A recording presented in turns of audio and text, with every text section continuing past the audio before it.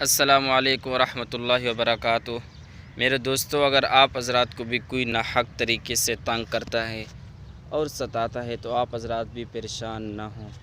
انشاءاللہ اس عمل کے کرنے کے بعد وہ آپ کو ستانا چھوڑ دے گا، اور جو دشمن آپ پر غالب آنا چاہ رہے ہیں اور غالب آتے ہیں، ہر وقت آپ کو شکست ہو جاتی ہے، تو یہ عمل بھی آپ حضرات کر لیں گے۔ انشاءاللہ آپ حضرات کو بہت ہی فائدہ ہوگا۔ آپ حضرات نے بس ایک ہی دعا کرتے رہنے ہیں کہ یا اللہ مجھے بھی تو نے پیدا کیا اور اس ذلیل دشمن کو بھی تو نے پیدا کیا۔ یا اللہ مجھ سے تو ناراض ہے تو راضی ہو جا، یا اللہ اس دشمن کو ہٹا دے۔ انشاءاللہ اللہ تعالیٰ آپ کی دعا بھی سنیں گے، اور آپ حضرات نے یا قہار یا جبارو کا 100 بار ورد کر لینا ہے۔